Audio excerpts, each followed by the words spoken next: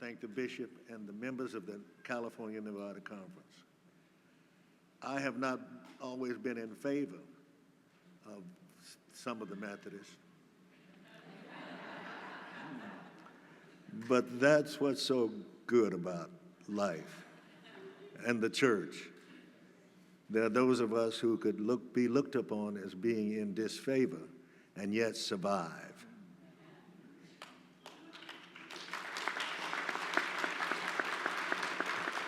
And I want to thank those few Methodists that helped me to survive. It was not easy, and it's never been easy. It's never been easy. Because you see, if the gospel is real, it is real because you can't contain it and you can't dismiss it. It's here, it's present. Now, first of all, I'd like to let my critics know that I'm doing something today that I very seldom do, and that is, I got my Bible. And it is a contemporary interpretation by Peterson. And it fills me up because, you see, I can understand the stories that are told because the message is very clear in regards to the language that is used. And so I take this book. You can see I've used it a little bit.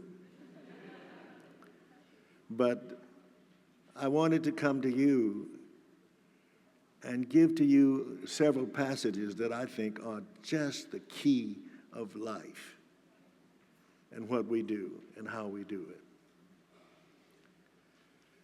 So I want you to know that the Spirit of the Lord is upon me, because I know that when I started at Glide Church 50 years ago, that I had to love people like I had never loved before.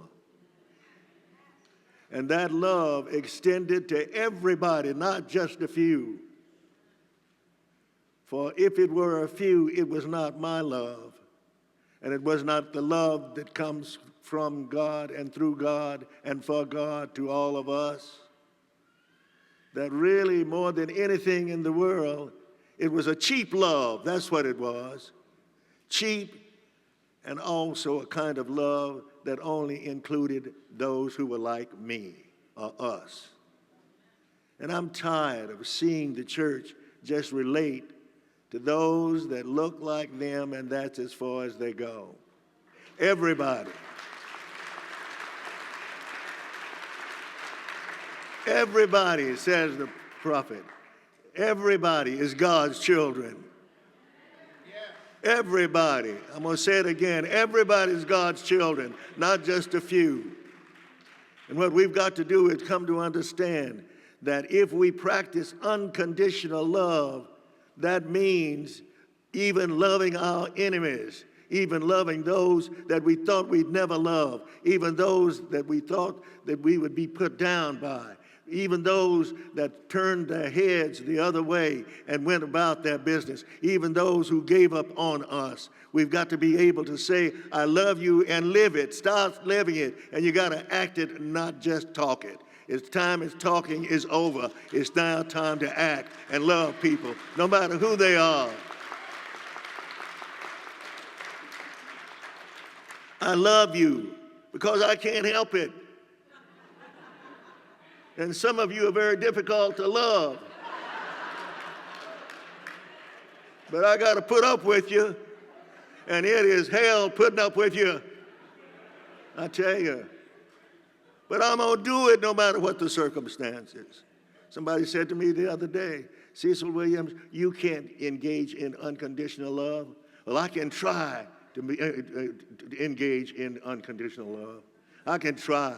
I can work it. I can do it. I can make it happen as much as possible. And what we've got to do, and here's key, listen to this, what we've got to do as people of faith, we've got to be able to even die for the cause that we espouse. Now, I'm not preaching that we ought to have some good people deliberately engage in committing suicide or die, whatever the case might be. But we've got to understand death. Death comes in many forms. And the church ought to be able to die so it can live.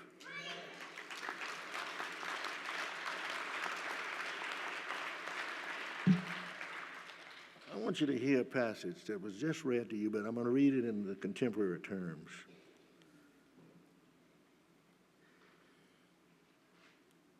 I better get my glasses because I can't see. Doing good or doing evil. This is what the prophet, what Jesus says when confronting the issue of being a person who heals on the Sabbath when it is not the rule and it is not, of course, practiced. Doing good or doing evil. Helping people or leaving them helpless. No one said a word as Jesus had given them the word. He looked them in the eye, one after another, angry now, Jesus, furious at their hard-nosed religion, furious at their hard-nosed religion, furious at their hard-nosed religion, furious at their hard-nosed religion, and said to them, I'm going to be around because I'm going to heal rather than continue to abide by the rules and regulations. And it's about time for us to stop doing all the rules and regulations which don't mean that much to us in the first place. Methodists push too much paper. Every time we turn around, we got to do something written on paper. Get off the paper, that's what he's saying. Get off the paper. It's time for you to live life rather than keep trying to dodge life. God's filling us up, don't you know that? Can't you feel God's living in us and something is happening to us? If you don't know that happening to you, then you haven't been doing what you need to do. And what you need to do is begin to understand the Spirit. The Spirit of God comes to us in strange ways. And when it does, it lifts us up sooner or later and makes us begin to look at ourselves like we've never looked before. Not like we've ever looked before. Not like we've ever looked before.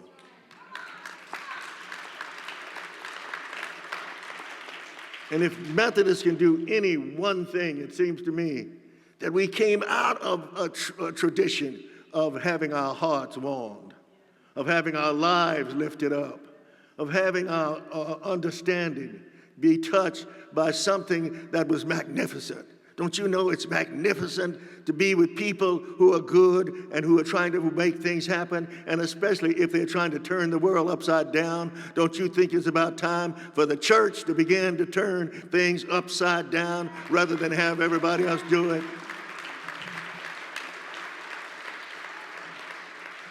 I think the time has come for us to understand that if we are really people of the church, everybody ought to know who we are. Everybody ought to know in the community and in your neighborhood. There goes a person who is in the church and he's not acting like he really is sane. There goes a woman who is a church person, but she's not acting like she's sane. Well, that's about it. I want you to understand this. It's about time for some of us to get close to being insane. Did you hear what I just said? Being different, that's what I'm trying to say. It's time for people of the church to be different so people will be able to say, the church people are different. My God, look at them, feel them out. When the first thing I began to do when I got to Glide was I decided that I was going to relate to the poor like I'd never related before. And so I decided that from then on, that the poor would be those that I would use and choose as people of faith who would help bring things off and make the world a better place for all of us to live.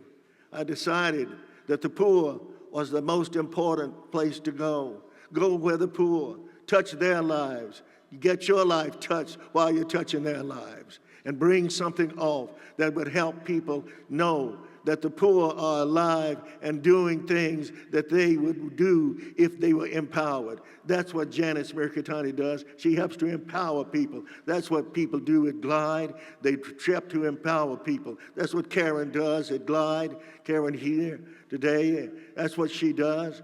She's one of the ministers there. That's what we do. We empower people. We want people to be powerful so that they can be clear. They can stand up, so they can also say to people, I'm here, I'm present, and I am who I am, and you can't stop me. It's about time for the church to stand up and say, you cannot stop me. You can't stop me. I'm going to keep going. I'm going to love you. I'm going to love you. I'm going to love you. I'm going to love you. I said I'm going to love you. Jesus says on one occasion, a new command I give to you, and it is simply this: love everybody.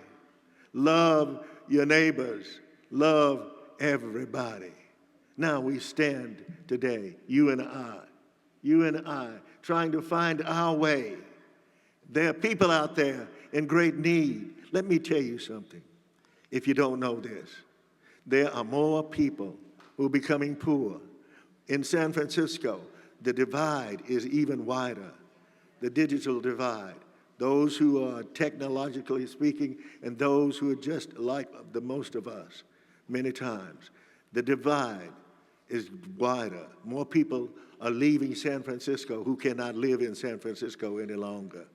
And what we've got to do and what we're trying to do is open up new ways by which we can respond to those who have. The haves and the have-nots are wider, getting wider. We've got to hopefully bring off some action, some direction, which would say to you and me, we are not going to let people go astray. What we must do is be those who open our arms, our loving arms, our arms that will say to people, no matter where they come from, you've got the arms of God around you. Don't you know that? God is reaching you and everybody else. If, in fact, God can reach you through us and all people, God is reaching all of us. And so I stand before you.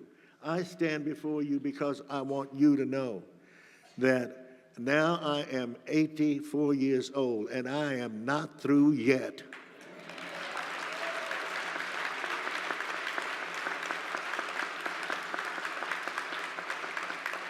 I am not going to let the technological community outdo me. I'm going to outdo them. And I don't even know how to use a computer, and don't expect to learn how to use a computer, because it wastes too much of my time. And I'm tired of reading all those games on those computers and all of that stuff. And, you know, you got to go through the computer to get even when you go to the bathroom and how you go. And I mean, it's a shame that we've let these technological, idiotic things demand and direct our attention. I'm not going to let them take away from me. I'm going to keep the Spirit of God in my whole being, and as life comes every day, I'm going to get up and say, Lord, thank you. I know now what to do with the people of the technological community. I'm going to love them, where one of these days they will realize that they can't get by without the Spirit, because the Spirit even gets to people no matter where they are and who they are. The Spirit is always with us, always. Don't give up on the Spirit. People say, what kind of spirit are you talking about? Well, I'm not talking about no hocus pocus. I'm talking about the Spirit that's real. The Spirit that says to you and to me, my God, I never thought that you'd be able to do what you're doing. The Spirit which says, even though you may be down today, you don't have to be down tomorrow. The Spirit who reaches our hearts and our souls and our minds and opens us up and says, hey, world, hey, you who've been given the world. Did you hear what I just said? We've been given the world. It's ours. It's ours to take care of or to destroy. It's ours. It's our world. Why do we have to keep thinking that the world's too big for us? The world's not too big for us. At Glide, we have people coming from all over the world on Sunday mornings from France and Germany and from England and Japan and from all Australia. From all over the world, people are coming. And they're coming because they say, we've learned that there's some kind of spiritual here. And we think it's in your music. Now, you come here tomorrow night. You want to hear some music? You're going to hear some music tomorrow night. You hear me? It's the Spirit that moves us all. And the Spirit lifts up this music today, too.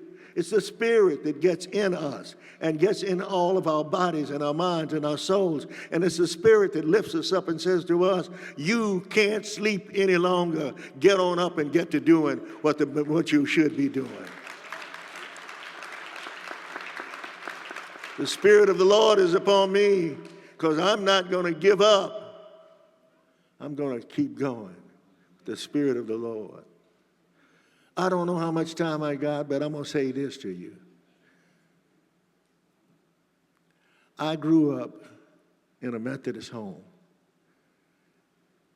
I strongly, as a kid, felt the Methodist in my life, the church in my life. When I decided to go in the ministry and began to go to school, to theological school after college, a lot of ministers came to me and said, you are our son. You're really great. You're going to be somebody. We support you. We're with you. Until I graduated. And when I got graduated, the bishop wanted me to go to Austin, Texas to be the minister there. Those very ministers who said I was so great said, Bishop, don't send him there. And I heard them engaged in how they were going to take things and create my demise because I was too smart for them. Well, I want everybody to know I may not be smart, but I sure got spirit.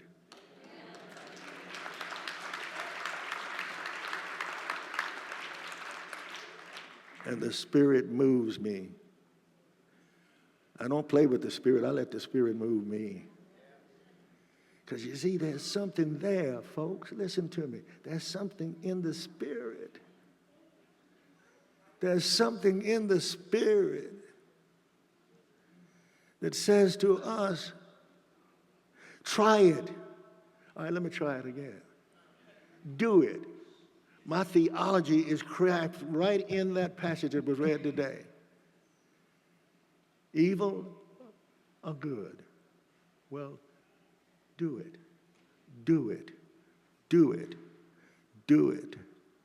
That's not hard. It's doing it.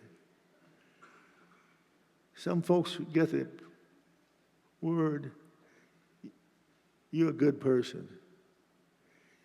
Have you had people that say to you, you're a good person? You're good. You're really good. Well, I'm talking about spirit.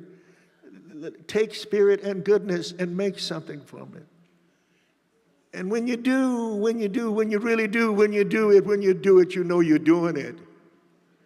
Because there is something about you and about me and about all of us that says the Spirit is here with you now. Don't wait till you die or either on your dying bed to say, come Spirit, come Holy Spirit. No, you do it before.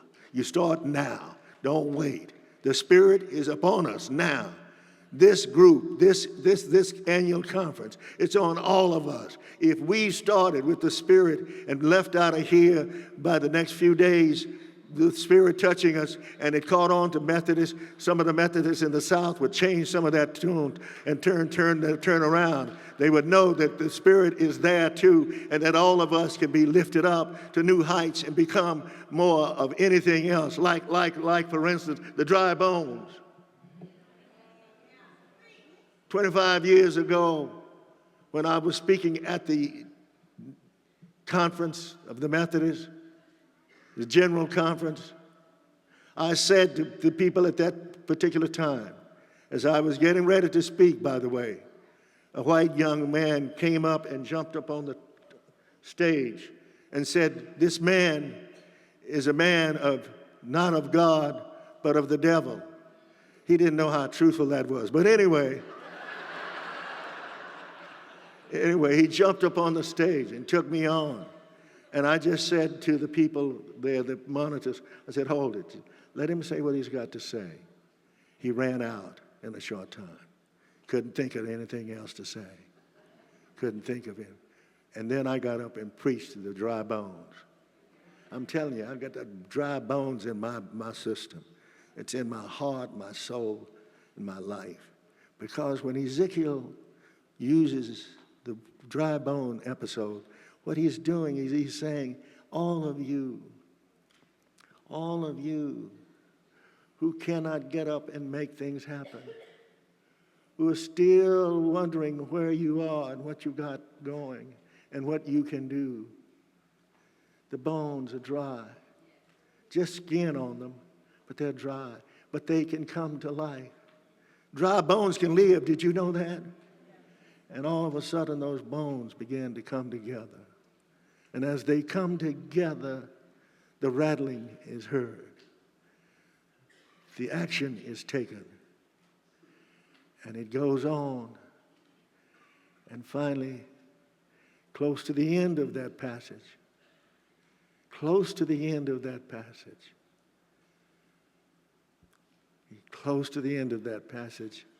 the prophet says, "And I'm going to dig your grave up, and you will live." Amen.